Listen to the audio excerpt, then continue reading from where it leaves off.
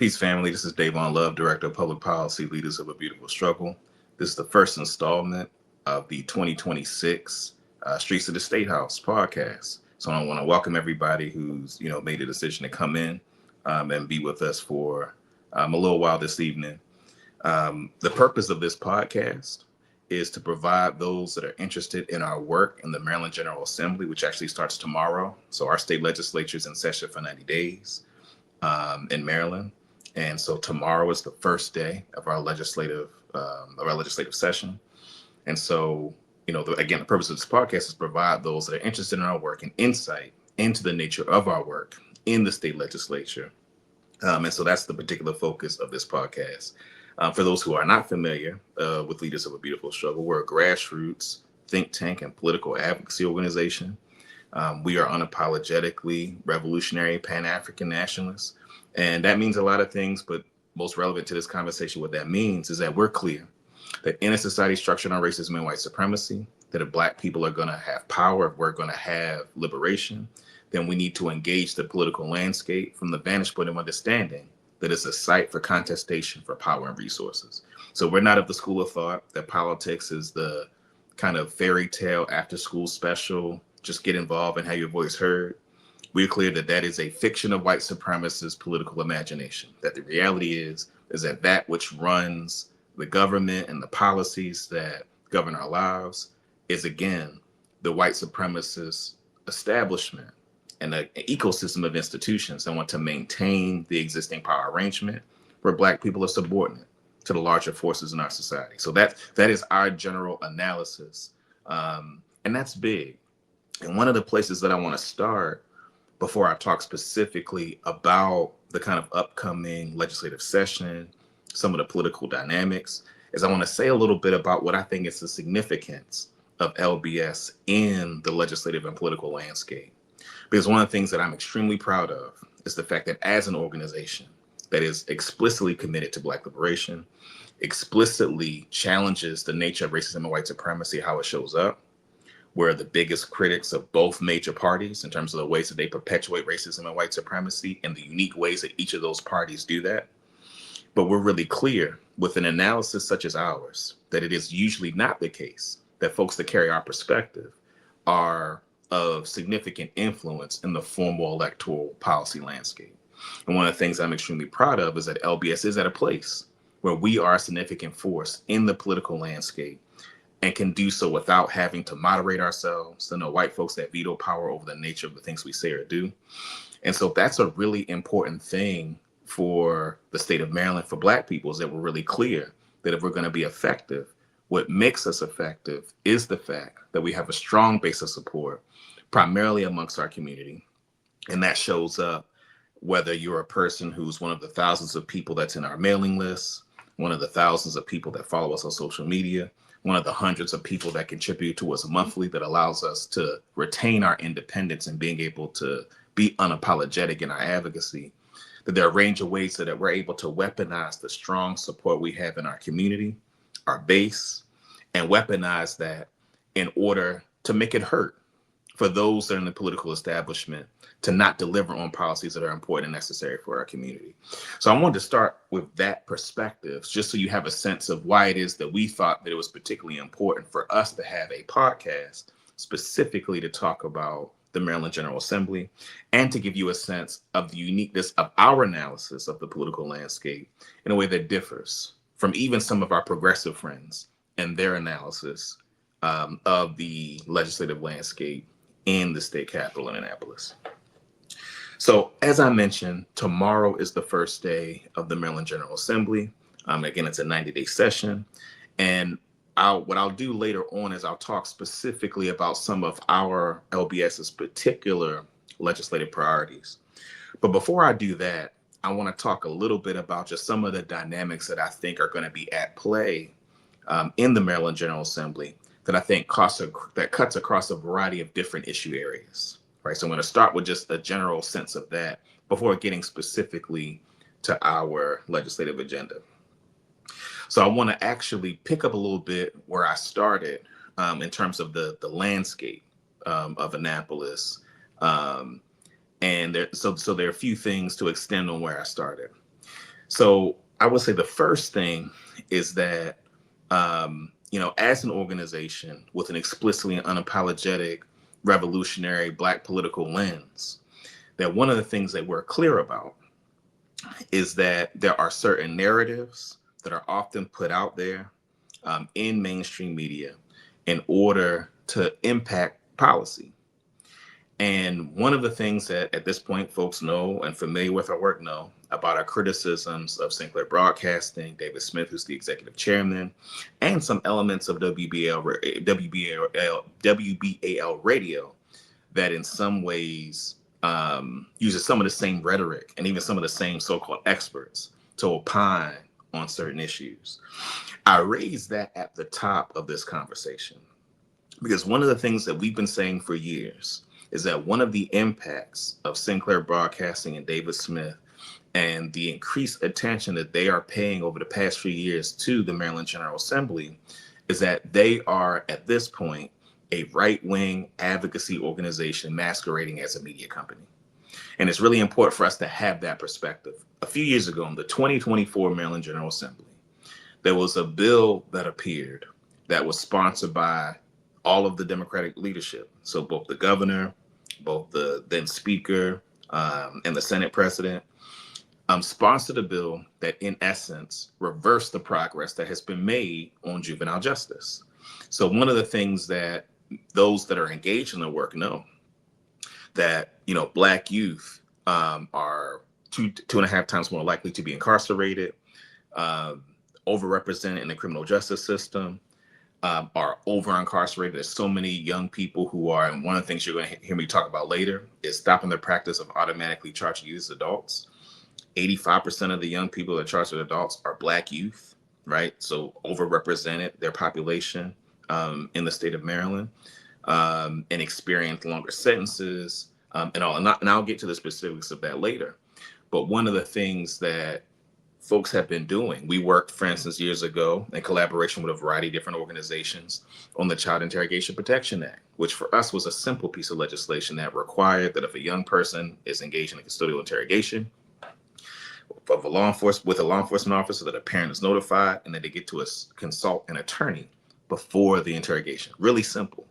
But this was an example of the kind of legislation that prosecutors around the state, led by the Maryland State's Attorneys Association, so folks like Scott Schellenberger, who's the state's attorney in Baltimore County, the Howard County State's Attorney, Rich Gibson, so they're, McCarthy in Montgomery County. So there are a range of, prosecutors and the law enforcement establishment that have been pushing back, and the echo chamber or the megaphone for those forces has been Sinclair Broadcasting. So much of the work that LBS has been doing over the past several years in the Maryland General Assembly is impacted by the media ecosystem and landscape, and Sinclair Broadcasting in particular. And I mentioned that 2024 bill because that bill, in essence, when I talk to elected officials off the record, many of them would say that they don't even think that bill did very much, right? Because we were saying that they should not pass the bill, because what that bill did was that it expanded the jurisdiction of the Department of Juvenile Services, expanded the offenses that they were automatically given jurisdiction. What we know is that we want as many opportunities to divert young people from the system as much as possible. So if you have, whether it's a law enforcement officer or a counselor or a caring adult who encounters a young person, right, that is alleged to have engaged in some kind of criminal activity, we want the ability for that person to be able to make an assessment as to whether or not this young person in this circumstance is best served by being in the system. And so what that bill did was it shrunk the ability to have that kind of case-by-case discretion to ensure that young people were not being incarcerated that would be better served outside of incarceration. And so the fact that the legislature passed that bill right in 2024, and this is something I commented on at the time, the purpose of that bill was really to appease Sinclair Broadcasting and David Smith. And if you watch the coverage of Sinclair Broadcasting and Fox 45 of that bill, they're covering it as if it's a bill that they're working. Like, it actually reads the way that a person who's working on legislation, they followed that piece of legislation as if it was something that they had put in and were an advocacy group supporting. So I'm saying that because that has significantly impacted the legislative landscape. And it's going to be important that we continue to be vigilant about the ways that their news coverage is being weaponized as a mechanism to try to advance a right-wing agenda that primarily is about criminalizing Black people, right? So making it so that the criminal justice system is the primary intervention when it comes to our community as opposed to the last resort. Because we live in a society of racism and white supremacy, so Black people are seen as inherently prone to criminality. And so that is something that drives the kind of right-wing conservative thrust in terms of policymaking in the Maryland General Assembly. So that's going to be an important force to be clear about, that is hovering over the political activity that people will be engaged in during the Maryland General Assembly. So wanted to provide just that bit of context about the landscape that we are navigating, which you will also see is that even though LBS is a significant force in the legislative landscape, you will still see elements of mainstream media avoid covering our engagement. And part of the rationale as to why I think that happens is because I think the right wing, particularly Sinclair in this case, avoids actually directly confronting us in terms of making our case, because they know that if we actually have to debate them on the issues, right, that they aren't capable of being able to advance their perspective in a direct conversation with folks who can make the best version of the arguments on our side of the issues in terms of addressing the way that the criminal juvenile justice system is weaponized against our community and harms our people. So that's really important context in terms of the dynamics that we're going to be dealing with during this Maryland General Assembly. One example of this that I want to give, and these aren't bills that we're working on, but bills that we're going to oppose. So Sinclair Broadcasting has collaborated directly with Delegate Matt Morgan, who's a Republican, and Delegate Kathleen Schlager, who's also a Republican. And they put in pieces of legislation that are based in baseless attacks. And I wrote about this a couple of times. I wrote about this in reference to the letter that the State's Attorney Ivan Bates sent to the Mayor Brandon Scott about his lack of interest and willingness to work with Monsi. So I wrote something that was in reference to that, and then I wrote something more recently on Substack that talked more specifically about the attack against Black-led grassroots organizations. So I'm going to talk about that for a little bit in connection to these pieces of legislation that the delegates that I just mentioned have put in conjunction with backing from Sinclair Broadcasting. So they put in pieces of legislation that range from, if you are a nonprofit organization, because you see the faulty reporting on the kind of spotlight on Maryland nonsense that you see coming out of Sinclair Broadcasting, where they see themselves as investigating corruption and waste. What they are actually doing is that they're actually creating propaganda to justify not investing in Black-led grassroots organizations to address the issues that face our community. You think about like the human service industry in general, whether it's education, public health, social work, reentry. Many of these are areas that the majority of those that are being served are our community. But what has traditionally happened, and part of LBS's advocacy over the years, is that white folks usually dominate the major institutions that are providing services to our community. They're not effective, and they're hustling off of our suffering.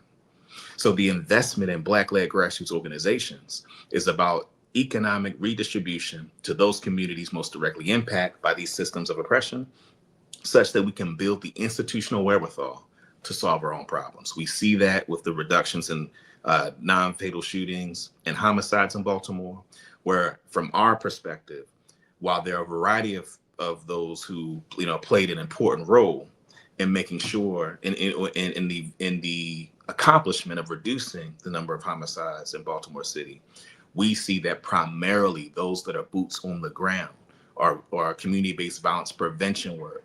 A lot of those folks are people that are formerly incarcerated, people that work with the population of folks that are formerly incarcerated, a network of folks that have been working tirelessly to address themselves to the issue of violence in our community.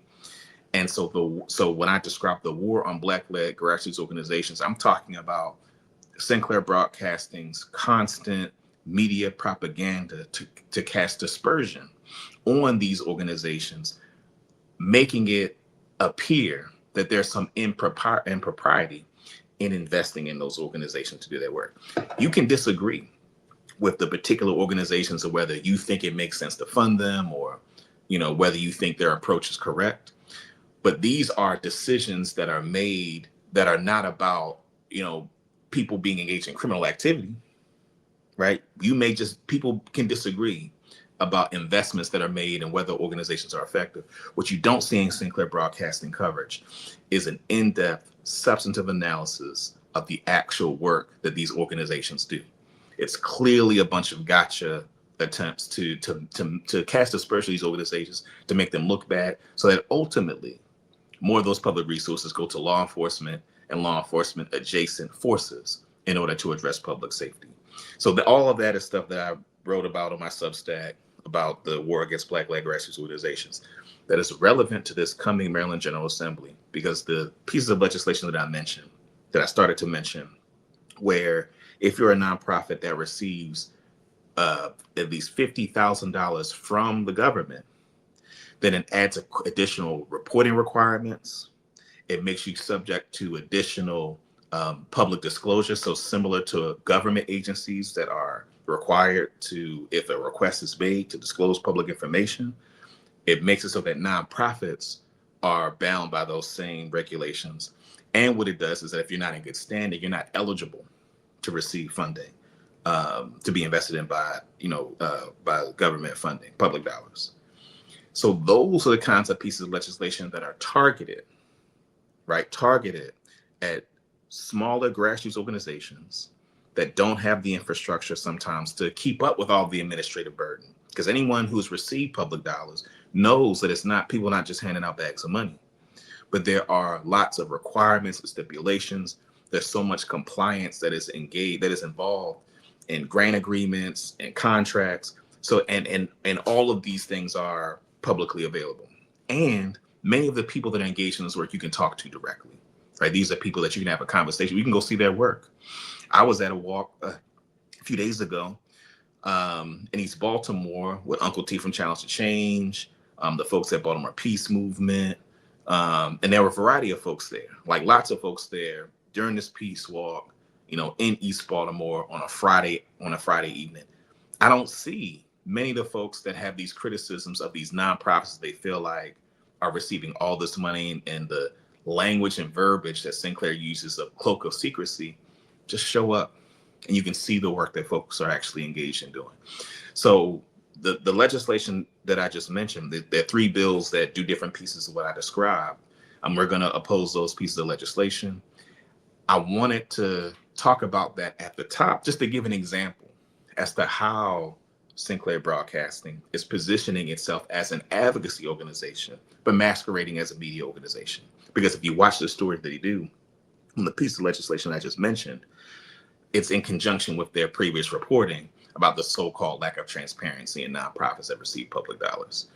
So again, it's just important to have that context as to how that impacts the nature of the policy-making arena. You should expect that, and I'll talk about this when I get to the specifics, you should expect that there will be coverage. There already is coverage on one of our major priorities. We are working to stop the automatic charging of youth as adults. Again, I'll get to that later on.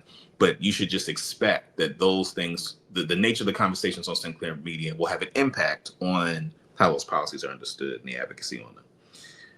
All right, so a couple of other things that I want to address before I get specifically to our legislative agenda. One of the things that happened over the past month is that the former Speaker, Adrienne Jones, stepped down from her post, and Delegate Jocelyn Pena-Melnick, who was formerly the chair of the Health and Government Operations Committee, has been elevated to Speaker of the House. And one of the things that I think is important for our audience to know is that our assessment of some of the leadership shifts that have been made in the House since the new Speaker has had the gavel seem to indicate empowering legislators that are more progressive. And this is something that in many respects is great news for much of the issues that we work on, right? Many of the issues that we work on, I believe, are more viable as a result of the changes that have been made in House leadership by the new speaker. So that's something that I think is important for people to know, for people to have a sense of. So I want to talk briefly about this concept, um, just in terms of how we navigate the political landscape and how that matches with the larger kind of revolutionary political worldview that we have. So we're always clear that we're clear that America's a settler colony. We're clear that Black people are going to get free based off of sovereign political militant activity, where we can practice self-determination and where we are wielders of power that are able to effectively contest for power, as I said in the beginning. That's our perspective. We are clear that Maryland is a Democratic Party stronghold.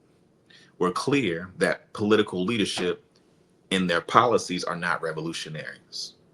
Even the ones we like, even people who are elected office that we like, that we think are good, that generally are good on many of our issues, these are not folks that I think will purport to have revolutionary politics, right? These aren't people that will purport, solidarity, with the BLA, or folks that would talk about, the militancy of the Black Panther Party for self-defense, or Marcus Garvey, or like, these are not folks with revolutionary political presence, right, in the political landscape. That's generally not. There are a few exceptions, but that is generally not who is sitting in the seats in elected office. But what we know is that folks can not have revolutionary politics, but can love Black people. So what we have learned how to do is to navigate the political landscape to retain our politics. So no one is confused about the nature of what we advocate for. No one's confused about what our political allegiances and worldview is as it relates to mainstream, those that are in the mainstream political landscape. But we also know that there are things that our community needs short and immediate term, that if we can try to influence that, right, then we can deliver. And what we've been doing for the past 16 years has been able to deliver concretely for Black people in our community. What has happened, as I mentioned, with the changes in the House, that what has happened is that I think now, as I mentioned, more of the things that we work on, more of the things that are our priorities, I think are more politically viable now, right? Given the fact that we have a new speaker. And one of the things that you will hear Republicans say about Maryland and about Democrats, they'll say that the Democrats have taken the state legislature and gone way left. It's important for our viewers to be clear that the guardrails around the political spectrum, that is Maryland and Maryland's political environment, that what they describe as going far left in reality is left of center, maybe liberal, in some cases progressive. But the Maryland Democratic Party itself is not a progressive left-wing party. And the policies that the Democratic Party pushes out the Maryland General Assembly are not radical leftist policies. You have some progressive policies, right? Many policies that we work on, one could put in the category as progressive, right? Meaning beyond liberal, but not revolutionary, not radical. And it's important, I think, for me to say that in this context, because even though, as I mentioned, I think this speaker and the leadership changes makes much of what we would advocate for more viable, that doesn't make those who may sponsor some of our piece of legislation, or those that may vote for our piece of legislation, it doesn't make them revolutionary. And the work the long-term work that we're trying to do is to push, right, the larger polity, right, to push the political ecosystem to be more radical, because our society is structured on racism and white supremacy, imperialism, capitalism, other forms of domination and oppression. So we need to have politics that are radical responses to the radical injustice and dehumanization that constitutes the core of this society. So I'm saying that so that we calibrate our understanding that even though our stuff may be more viable given some of the leadership changes, that doesn't necessarily correlate to a more revolutionary legislature. but we're going to push them as much as we can in that direction in order to be able to deliver for folks in our community. So that's one thing, a reflection on the nature of the changes in the House that I think are important context. A couple of other things before I get specifically to our legislative agenda. So one of the things that's important to note, so I talked about the Speaker of the House. The Senate President has a challenger, right? So first time in a long time that Senate President Bill Ferguson has had a challenger. His challenger, in terms of the rhetoric and what is out there in public, describes himself as a Bernie Democrat and seems to be running on a platform that is more progressive than the current Senate President. One of the things that I want to, so there are a couple of things I think are important to say about that. The first is it's important that we're clear that that serves as leverage, right, in order to try to get as many things through as possible, right? That it's so even if Bobby Le Pen, I believe is his name, even if he doesn't win, right, it helps running to his left, running to Ferguson's left. It is helpful in terms of putting pressure to move important pieces of legislation. Now, with that being said, it's a person I don't know very much about. This person I'm saying, Ferguson's challenger, it's a person I don't know very much about. I don't have any sense of his track record on any of the major issues that folks would consider progressive. I know on issues that LBS has worked on, he hasn't had a presence in any of the spaces that we've worked in. So I think the question as to the authenticity of his politics, I think, are things that are important to question, even for those of us that are left of Ferguson. It's important that we ask important questions as to the sincerity and legitimacy of the perspectives that are offered by Ferguson's challenger. But I think that's something that will be important for people to know and to pay attention to, and to observe how that might impact the legislature. And then lastly, before I get to our particular legislative agenda, is the impact. So one of the things that many folks are familiar with now that we worked on was a bill to study reparations in Maryland, both studying the harms, chattel slavery, racialized oppression, Jim Crow, but more importantly, to study how to implement a series of reparations policies. And so, I'm sure a lot of people who've been paying attention, the governor vetoed it. And to the credit of the Legislative Black Caucus and the legislature in general, those vetoes were overwritten. And I mention that because one of the dynamics that there's been some reporting on, but that I have some kind of firsthand knowledge of, is that there is some interesting tension between the governor and the legislature. And there are two things that I want to say about that that's relevant to the stuff that we're going to talk about. The first is that while the governor maintains that he is not running for president, there are folks within the Democratic Party establishment nationally that are pushing him to, that want him to. I know that he's been in places and taken meetings with folks that usually indicate a person is running for potentially thinking about running for president. And that matters because then what that does is that some of the decision making that is made by the governor's office, whether they would admit it or not, is impacted by national politics, right? That the flows of national politics will have an even greater microphone in Maryland because of the speculation of the governor being interested in a future presidential run. So, and to be honest, that dynamic has actually been quite an annoying aspect of doing legislative advocacy, because it adds an additional layer of things that are part of the decision-making calculus that don't have much to do with the policy itself. And I'm not saying that this is the case for all the things that the governor does, but I'm just saying that it is a dynamic that plays a role. And so it just adds an additional dynamic in terms of navigating the political space that doesn't have much to do with the people, but more to do with those kind of political opportunities. The other thing that I think is important why that matters is because it is my sense that the governor's political track record, he is crafting a track record as a moderate Democrat with progressive rhetoric, but in terms of actual policies that are moderate. And I think that the base of the Democratic Party is interested in going more to the left, right? That's our observation, that's our perspective, that the base of the party, which is largely black and brown, who are folks that want policies that more directly address our conditions.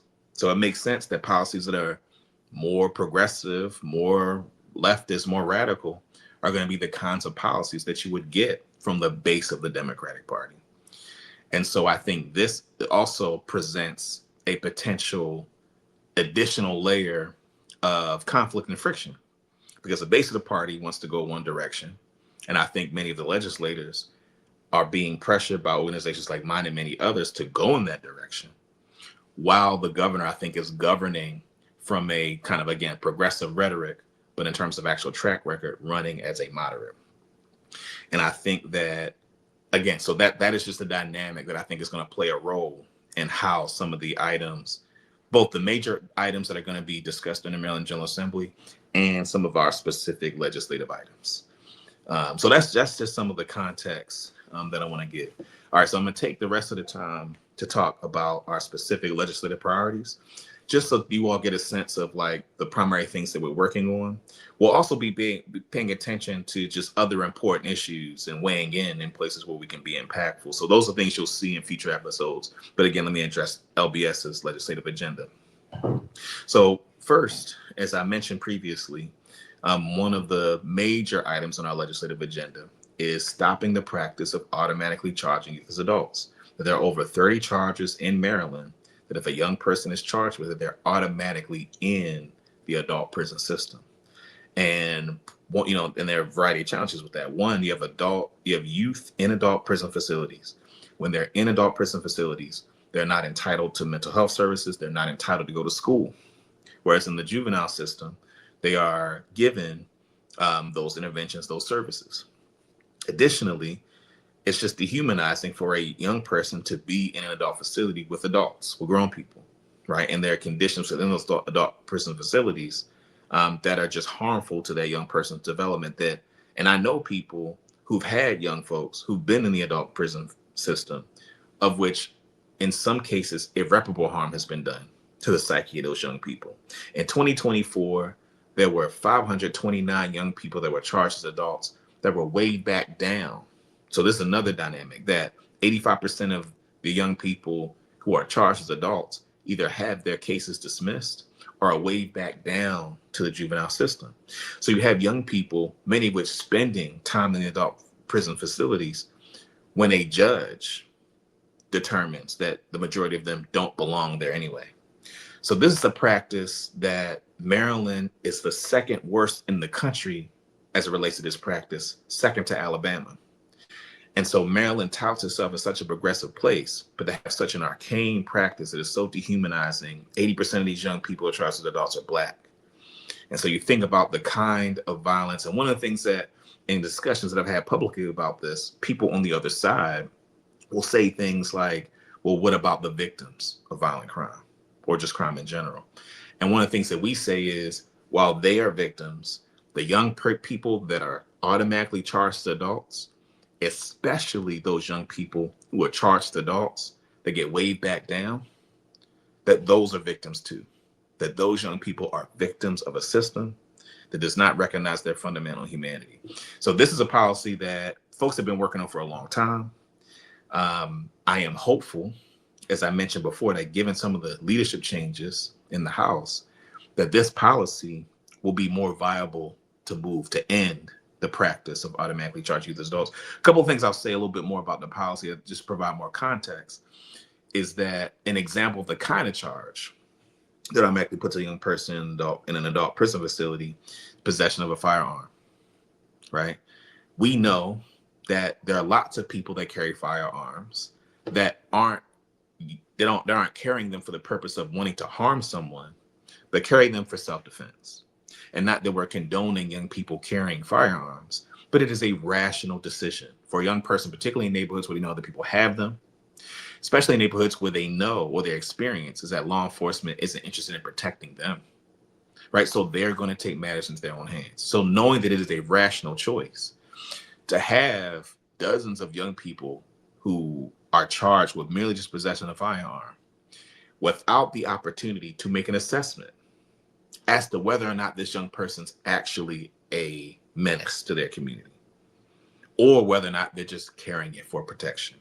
And when I talk to people that directly work with this population, many of them say that that is the experience they had.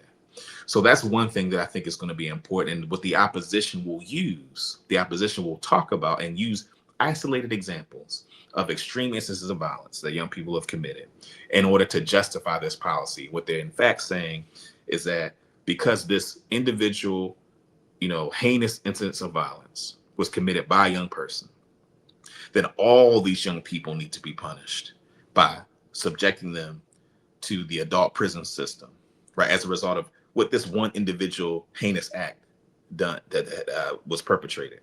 So that's just important to understand what the opposition is going to use to try to justify pushing back against this policy. So that's one of the major pieces of legislation that we'll be working on this coming legislative session. We're hoping that this will be a legislative Black Caucus priority. It was a legislative Black Caucus priority last session. So our hope is that it'll be a legislative Black Caucus priority this coming session. And I think given the changes in the House, I think it makes this policy more viable.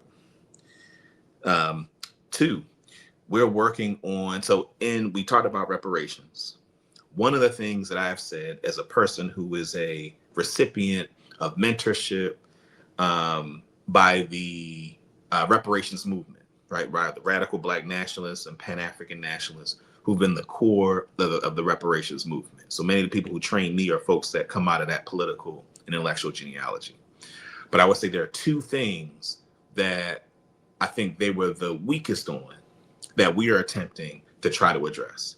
And that is the question of how much money and how do you determine where the resources go. We're going to be putting in a piece of legislation that would tax endowments above $1 billion. So these are foundations or nonprofit entities, C3 status, that have endowments where what they usually do is, you have a major endowment, then the interest that is accrued on those endowments then become cash that those institutions can use however they like. So you think about institutions like Johns Hopkins, right, which has, I believe, like a $16 billion endowment. So the interest that they accrue on that endowment, they're able to spend however they like. And if you're familiar with the history of Johns Hopkins being a slave owner, you think about the way that Johns Hopkins has benefited so much from all the study that is done on Black people, the billions of dollars in research. You think about the story of Henrietta Lacks and the immortal cells of Henrietta Lacks have been the basis for many of the kind of medical and scientific experimentation that has benefited the institution. There are a range of ways that Johns Hopkins as an institution has benefited, right, from racial oppression and white supremacy. So it is our perspective that one way, and so part of why we're putting this bill in lieu of the override of the study bill, is to provide the legislature with some conversation about what could it look like to institute reparations policies, particularly as it relates to private institutions, because that is truly something that needs to be studied. And that is something that people should become familiar with. It's the policy of taxing endowments of major institutions that we know have benefited from chattel slavery, white supremacy, Jim Crow, et cetera. So the purpose and we don't expect that this particular legislative item will pass, but we think it'll be an important conversation for legislators to have to begin thinking about concretely, what would it look like to actually carry out a reparations policy? So that is the second item that's on our agenda. Third item is one of the efforts that we helped to support the last couple of sessions was the Maryland Second Look Act, in conjunction with the Maryland Second Look Coalition, the ACLU of Maryland, with a variety of different organizations, leadership of Delegate Cheryl Pastor, who carried it in the House, Charles Sidnor in the Senate. And so one of the things that and so that bill passed, and what that bill did, it was allow for people who serve more than 20 years the ability to have a judge assess their sentence to see whether or not they should be eligible for a reduction, with the thinking being that, Black men's sentences are 30% longer than white men for the same convictions. So we know that there's racial disparities, racial inequality in the sentencing that is done. And so the purpose of this piece of legislation is to provide that. It excludes some things like life without parole and some of the carve outs that will be important to come back and address, to expand it to include those. But I'm mentioning it because a piece of legislation, we're clear that because of that and other efforts that are taking place, that there are going to be more people coming home from incarceration. And we work directly with many organizations who are led by formerly incarcerated folks who are best suited to help support folks transition from inside to outside the walls. Many people that we're connected to are people who've come out of prison and have been extremely impactful in addressing homicide and violence in our community, right? So we see a direct connection between Second Look acts to get more people who've spent significant time behind the walls outside the walls, to provide opportunities to have their sentences reduced in order for many of those folks to participate. And I actually remember being on panels where people have come up to me afterwards and have said, hey, I just came home. I want to help address the violence. Who should I talk to, right? Who should I be engaged with to be a part of that, right? So that is something that I see an explicit connection. And so with the bill that we're going to be working on with Delegate Pastor, instead of the Sidnor, will be to require that Department of Corrections partners with those organizations led by folks who are formerly incarcerated, such that they can have access to folks who are incarcerated behind the walls to help prep them for coming out. And it's our understanding that there are examples of similar programming that the Department of Corrections currently does. That's something that we're going to work through during the Maryland General Assembly. It is our perspective that this is something that should be codified. It should be codified. The state be required to partner with organizations led by those that are formerly incarcerated, because it is those organizations and those individuals that are best suited to help those who are behind the walls, best suited to help them be able to transition once they come out of prison. So that is the third item. And then the last item on our legislative agenda is a bill sponsored by Delegate Gary Simmons, a bill that conditions funding, state funding, to public entities that host general election debates for statewide races. So folks who are familiar with LBS know that we've been critical of the Democratic Party. One of the things that we've advocated for is more political representation, right? That in essence, Maryland is a state that, save, the 2 terms of Larry Hogan, has been a Democratic Party stronghold. And being such, it creates a dynamic where politically perspectives to the left of the Democratic Party generally have been hard to be able to get traction. And it creates a dynamic where it's hard to hold the Democratic Party accountable. It's harder to hold them accountable when there isn't a viable alternative to the left. Now, we're clear that, the Green Party candidate, who, full disclosure, Andy Ellis is someone I've known since I was 18 years old, worked with him on many issues. He's a white dude who is, I would describe his perspective and worldview and knowledge, as at least radical, right? So progressive to radical, certainly to the left of the Democratic Party. And so we're clear that we don't expect that the Green Party candidate will win. What we know is that those who run for office pay attention to patterns, electoral patterns. And what we know is that if more people, even if Andy doesn't win, even the Green Party candidate doesn't win, that if they get a significant number, 10% would be huge. Because what it would do is it would indicate to those running for office that there are a significant amount of folks who are to the left of the Democratic Party.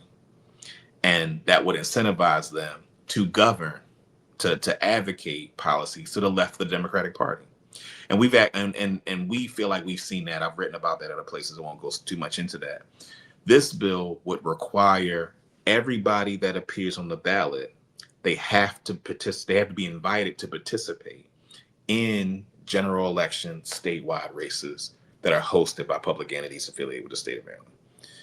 And that's significant because we think at the very least, because there are a variety of election reform policies that should be made, right? Things around public financing, things around encouraging more multi-party participation substantively. So there are a range of election reform policies in order to ensure more electoral representation of a variety of different perspectives. But all this bill does is require that, again, everybody on the ballot is invited to participate in the general election debate. That's important because, unfortunately, there aren't a lot of opportunities for people to hear the platforms of parties outside the two major parties, right? And if democracy is a serious commitment, which I'm clear it is not, democracy is not a serious commitment of those typically in power. But those who espouse a commitment to democracy, it's important for people to at least have the opportunity in a platform that'll be covered by media, a platform that are going to be watched by tens of thousands, maybe hundreds of thousands of people, especially with Wes Moore being someone who people speculate that there's presidential aspirations and at the very least is a national figure.